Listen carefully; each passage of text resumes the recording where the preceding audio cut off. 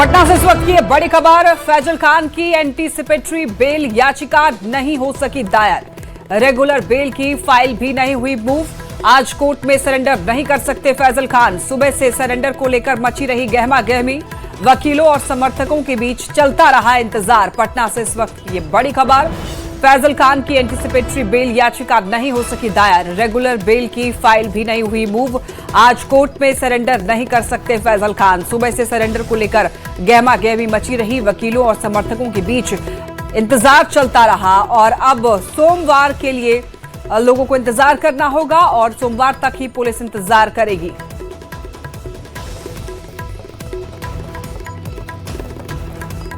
देखिए, सूत्रों के हवाले से खबर मिल रही है फैजल खान के सरेंडर का पटना पुलिस 2 दिन इंतजार करेगी। सोमवार को फैजल खान सिविल कोर्ट में कर सकते हैं सरेंडर। फिलहाल पटना पुलिस गिरफ्तारी के मूड में नहीं दिख रही है। एंटीसिपेटरी बेल से कोर्ट से राहत मिल सकती है। अब सोमवार तक पटना पुलिस खान के सरेंडर का इंतजार करेगी, सूत्र ये बता रहे हैं, और सोमवार को फिर एक्शन हो सकता है। तो देखिए, फिलहाल अभी 2 और दिन इंतजार कर सकती है पटना पुलिस।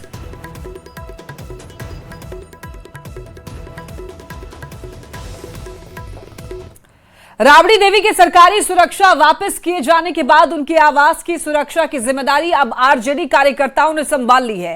राबड़ी आवास के बाहर बड़ी संख्या में आरजेडी कार्यकर्ता और महिला कार्यकर्ता मौजूद हैं और कई कार्यकर्ता लाठी और पारंपरिक सुरक्षा उपकरणों के साथ आवास के बाहर डटे हुए दिखाई दिए हैं। कार्यकर्ताओं का कहना है कि सरकार द्वारा सुरक्षा में कटौती किए जाने के विरोध में राबड़ी देवी ने यह कदम उठाया है। उन्होंने कहा कि अब पार्टी कार्यकर्ता ही उनकी सुरक्षा सुनिश्चित करेंगे। तस्वीरें आप यहां पर देख सकते हैं, किस तरीके से कार्यकर्ता जो हैं सुरक्षा में तैनात दिखाई दे रहे हैं और इसको लेकर खूब सियासत भी हो रही है। राबड़ी आवास के बाहर समर्थक जुटे हैं। कार्यकर्ताओं का यहां पर देख सकते हैं जुटान है। महिला कार्यकर्ताओं की भी यहां पर मौजूदगी देखी गई है और ये जो तस्वीर है ये एक तरीके से साफ साफ बता रहा है कि यहां पर क्या हो रहा है। अब देखिए, सरकारी सुरक्षा वापस किए जाने के बाद सुरक्षा की जिम्मेदारी अब आरजेडी कार्यकर्ताओं ने संभाली है। तो वहीं लालू परिवार की सुरक्षा में कटौती को लेकर आरजेडी प्रवक्ता मृत्युंजय तिवारी ने सरकार पर निशाना साधा। उन्होंने कहा कि सरकार नियमों के बजाय राजनीतिक बदले की भावना से काम कर रही है। उन्होंने यह भी कहा कि इसके विरोध में लालू प्रसाद, राबड़ी देवी और तेजस्वी यादव ने अपनी सरकारी सुरक्षा वापस कर सरकार को करारा जवाब दिया है। आदरणीय लालू प्रसाद जी देश के बड़े नेताओं में उनका नाम आता है और उनकी सुरक्षा में कटौती, उनके परिवार आदरणीय श्रीमती राबड़ी देवी जी के, तेजस्वी यादव जी, तेज प्रताप जी, सबके सुरक्षा में कमी इस बात को दर्शाता है कि सरकार कहीं न कहीं बदले की भावना से काम कर रही है। राबड़ी देवी के परिवार की सुरक्षा वापस किए जाने पर बीजेपी प्रदेश अध्यक्ष संजय सरावगी ने इसे राजनीतिक ड्रामा बताया। उन्होंने कहा कि तेजस्वी यादव भी पहले ऐसा कर चुके हैं। बिहार में एनडीए सरकार के रहते किसी को कोई खतरा नहीं है और इस मुद्दे पर बेवजह राजनीति की जा रही है। लोगों के सुरक्षा में 24-24 सुरक्षा कर्मी लगे, बुलेट प्रूफ वाहन है और जो इनको कर्दांकित सुरक्षा है सरकार के नियम कानून में, वो सभी सुरक्षा मुहैया कराई जा रही है।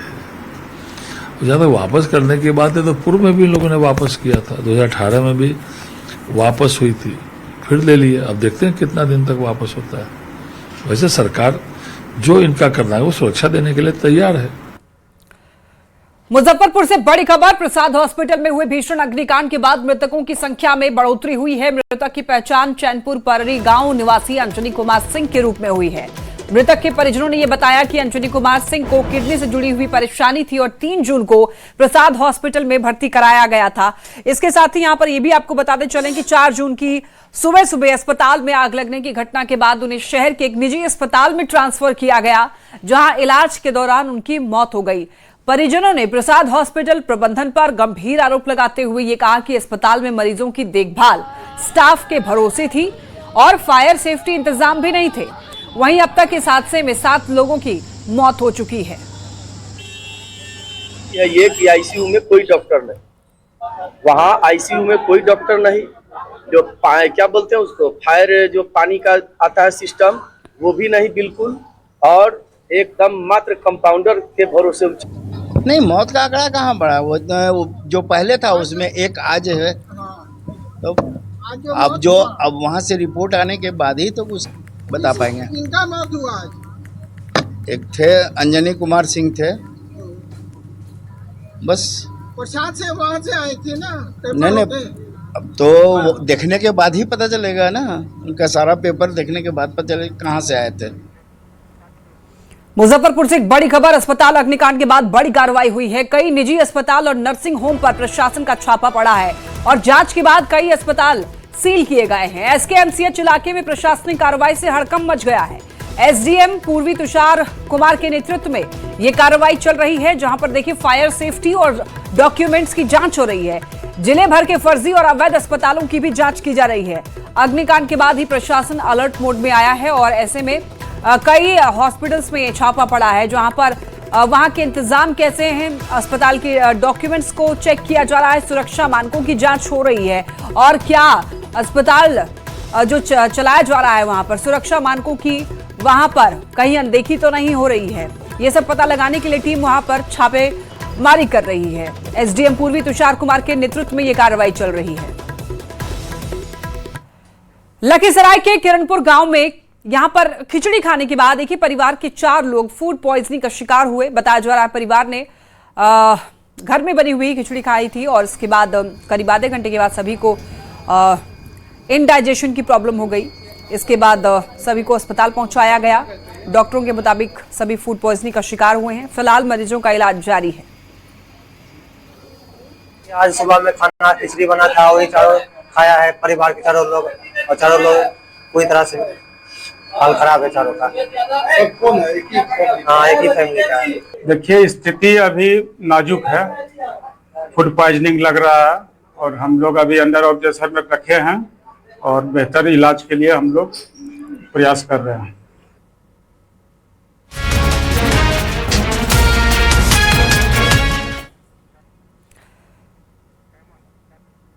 और अब नजर लॉ एंड ऑर्डर की खबरों पर डालते हैं। देखिए, मोतिहारी से बड़ी खबर है, जहां 4 नाबालिग लड़कियां सकुशल बरामद की गई है।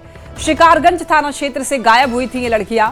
पुलिस ने सभी को सकुशल बरामद कर लिया है। मदरसा शिक्षक मोहम्मद अशफाक गिरफ्तार हुआ है। लड़कियों को बहला फुसला कर ले जाने का आरोप। एक छात्रा से प्रेम प्रसंग की बात भी सामने आई है। सहेलियों को भी साथ लेकर गया था आरोपी। परिवार वालों से पूछताछ के बाद सुराग मिला। मामले की जांच जारी है, पुलिस पूछताछ कर रही है। शिकारगंज थाना अंतर्गत एक सूचना प्राप्त हुई थी थाना को कि कुछ नाबालिग बच्चियों को जो है कुछ व्यक्तियों के द्वारा जो है बहला फुसला कर ले जाया गया है और घटना की सूचना मिलते ही थाना के द्वारा प्राथमिकी दर्ज की गई। इसमें चारों नाबालिग बच्चियों को पुलिस ने सकुशल बरामद कर लिया है और जिस व्यक्ति के द्वारा उनको ले जाया जा रहा था उसको गिरफ्तार कर लिया गया है और ये जो व्यक्ति है वही मदरसा में पास के मदरसा में पढ़ता है। सासाराम से एक खबर है। सदर अस्पताल के ट्रॉमा सेंटर में मरीज की मौत के बाद परिजनों ने जमकर हंगामा किया, तोड़फोड़ की। आक्रोशित लोगों ने अस्पताल की कुर्सियां तोड़ दी, परिसर में रखे कई गमलों को भी नुकसान पहुंचाया। और देखिए, इस घटना का सीसीटीवी फुटेज भी सामने आया है। जानकारी के मुताबिक महिला को अस्पताल लाया गया था, जहां डॉक्टर ने जांच के बाद उसे मृत घोषित कर दिया। इसके बाद परिजनों और डॉक्टरों के बीच विवाद बढ़ गया। दोनों पक्षों ने एक दूसरे पर बदसलूकी के आरोप लगा दिए। सूचना मिलने पर पुलिस मौके पर पहुंची और हालात को संभाला। अस्पताल प्रबंधन की शिकायत पर मामले की जांच की जाएगी। जहां तक कल रात नाइट की बात है, लगभग 9 बजे की ये घटना है। मरीज जो आया था वो ब्रॉड डेड था, मरीज डेड था और डॉक्टर तैनात थे जो मनोज कुमार सिंह थे डॉक्टर, उन्होंने बोला कि ब्रॉड डेड है, पेशेंट नहीं है। फिर भी उनके द्वारा, उनके परिजनों के द्वारा हंगामा किया गया, गाली गलौज किया गया, एक कुर्सी, एक गमला भी तोड़ा गया और डॉक्टरों के साथ बदतमीजी भी की गई, जिसके लिए हमने तत्काल 112 को फ़ोन करके नगर थाना को बुलाया। नगर थाना को बुलाकर और उस मामले पर रफा दफा करवा हुई। और बड़ी खबर मोतिहारी से, जहां मधुबन थाना क्षेत्र में सोशल मीडिया पर हुई एक अनजान दोस्ती युवक के लिए भारी पड़ गया। आरोप यह है कि एक शख्स ने लड़की बनकर कई दिनों तक युवक से बातचीत की, उसे प्रेम जाल में फंसाया और बाद में युवक को एक सुनसान जगह पर बुलाकर उसका अपहरण किया। किडनैपर ने उसे एक मकान में बंधक बनाकर रखा। परिजनों से पैसे की मांग की और इस घटना की सूचना मिलते ही मधुबन थाना की जो पुलिस है वो एक्टिव होती है। करीब 2 घंटे में ही युवक को सुरक्षित बरामद कर लिया गया। फिलहाल आरोपियों की गिरफ्तारी के लिए छापेमारी जारी है। बेगूसराय सदर अस्पताल की सुरक्षा व्यवस्था एक बार फिर सवालों के घेरे में है। यहां पर आईसीयू वार्ड में भर्ती एक मरीज पर नर्स का मोबाइल चोरी करने का आरोप लगा है। हैरानी की बात यह है कि आरोपी युवक सांप काटने के बाद इलाज के लिए अस्पताल में भर्ती था। पूरी वारदात आईसीयू में वार्ड में लगे सीसीटीवी कैमरे में कैद हो गई, जिसके बाद अस्पताल कर्मियों ने आरोपी मरीज की पहचान कर उससे पूछताछ की। पूछताछ में उसने मोबाइल चोरी करने की बात स्वीकार की और अस्पताल के सबसे संवेदनशील माने जाने वाले आईसीयू वार्ड से नर्स का मोबाइल चोरी हो जाना सुरक्षा व्यवस्था पर गंभीर सवाल खड़े कर रहा है। इसको हम 2 बजे तक यहीं बैठे हुए हैं। मैंने हम थे, डॉक्टर था, फार्मासिस्ट था, गार्ड था, सब बैठे हुए थे। थोड़ा हम रूम में गए बैठने, थोड़ा लेट हो रहा तो बैठने गए। ये गया है रूम में तो थोड़ा आदमी है तो थोड़ा हाथ भी मुना जाता है। हाँ। तो वही गया है, बहुत देर रूम में रहा है। अच्छा। उसके बाद रूम से निकल रहा है और गमछा में खोस रहा है।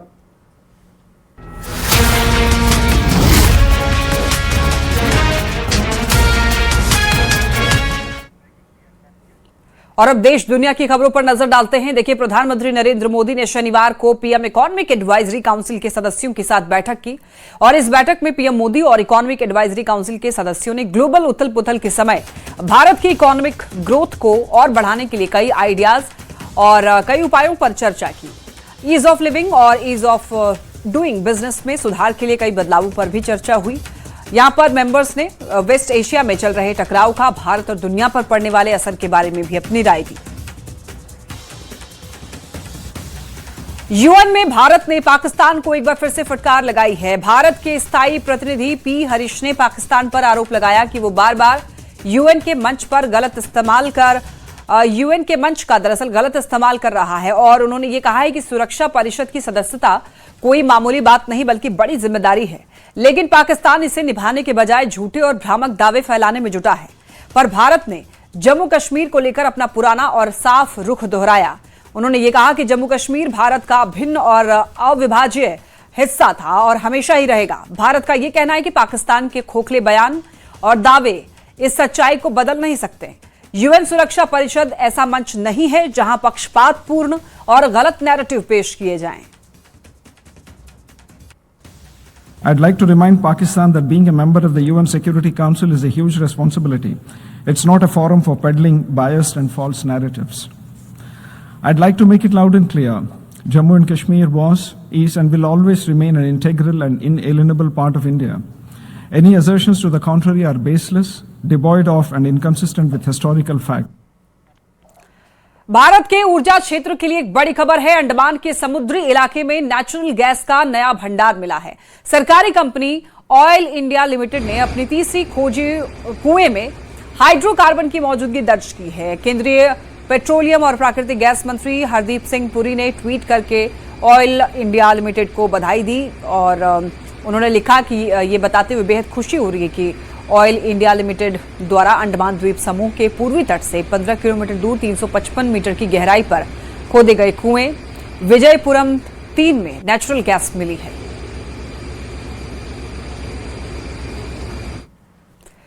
जम्मू कश्मीर के राजौरी जिले में आतंकवादियों की तलाश के लिए सुरक्षा बलों का संयुक्त अभियान शेरुवाली लगातार 15वें दिन भी जारी रहा। सुरक्षा बलों की संयुक्त टीम घने जंगलों में आतंकियों के ठिकानों का पता लगाने के लिए अभियान चला रही है। सेना, जम्मू कश्मीर पुलिस और सीआरपीएफ के संयुक्त दल घने जंगलों और दुर्गम पहाड़ी इलाके में लगातार सर्च ऑपरेशन चला रही है और सुरक्षा एजेंसियों द्वारा पूरे क्षेत्र को कई हिस्सों में बांट करके गहन तलाशी अभियान चलाया जा रहा है।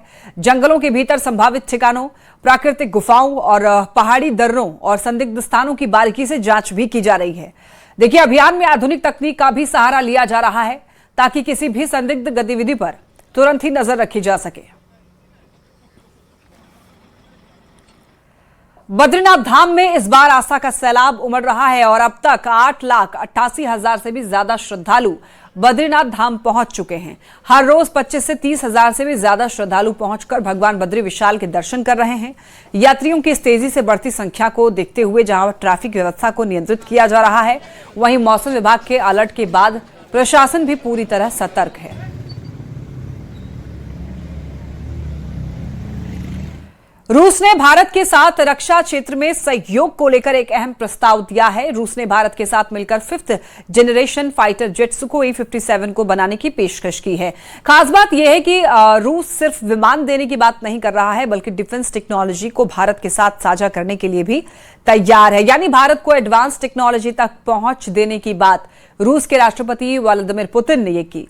पुतिन ने बताया है कि रूस ने सुखोई 57 फाइटर जेट को स्वतंत्र रूप से विकसित किया है, लेकिन अब भारत के साथ मिलकर इस पर काम करना चाहता है। Missiles, as far as Su-57 goes, at one point we proposed to our Indian friends to work together on this technology. It's the 5th generation technology. I think it's the best in the world as of now. But back then, but we are ready to work with India in this field to supply these aircraft, to keep developing it. We don't have any issues with it, any limitations. Same goes for air defense systems. Paschim Asia में युद्ध के बीच Hormuz को लेकर America और Iran के बीच तनाव और ज्यादा बढ़ता दिख रहा है। अमेरिकी राष्ट्रपति डोनाल्ड ट्रंप ने सोशल मीडिया पर एक वीडियो शेयर किया है। ट्रंप ने दावा किया कि ये तस्वीरें ईरान के डूबे हुए युद्धपोतों की तस्वीरें हैं। वहीं एपी की रिपोर्ट में यह भी बड़ा दावा किया गया है। अमेरिकी सेना ने हॉर्मुज की ओर बढ़ रहे ईरानी ड्रोन को मार गिराने का दावा किया।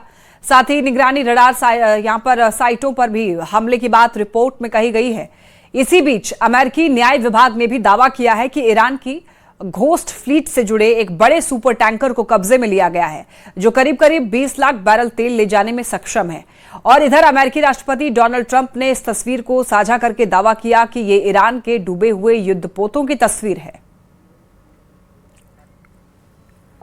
ईरान की रिवॉल्यूशनरी गार्ड ने दुश्मन को सख्त चेतावनी दी है।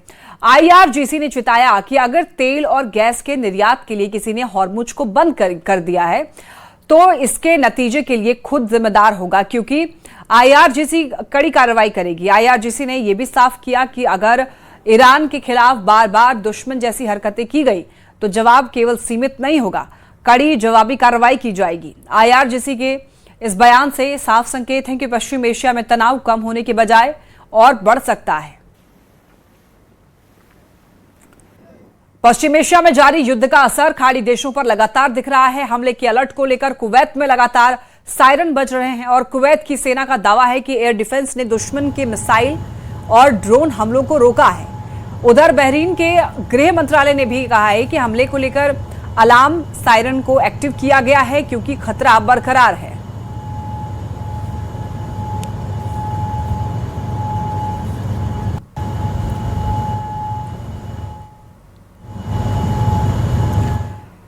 पश्चिम एशिया में जारी युद्ध का असर अब खाड़ी देशों तक गहराई से पहुंचता दिखाई दे रहा है। बहरीन और कुवैत में हमले किए जा रहे हैं।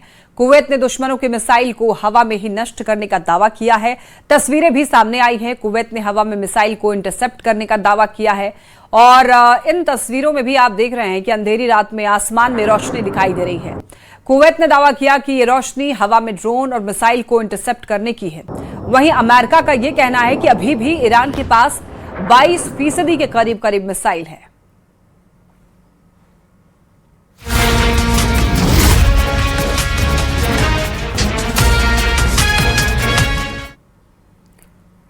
और अब खबरें कारोबार से जुड़ी हुई आप देखेंगे। भारतीय अर्थव्यवस्था के लिए एक बहुत अच्छी खबर सामने आई है। देश की आर्थिक विकास दर यानी कि जीडीपी उम्मीद से कहीं ज्यादा तेजी से बढ़ रही है। शुक्रवार को सरकार की ओर से जारी आंकड़ों के मुताबिक फाइनेंशियल ईयर 2025-26 में देश की रियल जीडीपी ग्रोथ रेट 7.7% रही और इससे पहले फरवरी में जारी अनुमान में यह दर 7.6% रहने की बात कही गई थी। इससे पहले फाइनेंशियल ईयर 2024-25 में देश की जीडीपी ग्रोथ रेट 7.1% रही थी। भारत की अर्थव्यवस्था ऐसे समय पर तेजी से बढ़ रही है जब अमेरिका ईरान युद्ध के कारण दुनिया अस्थिरता के दौर से गुजर रही है।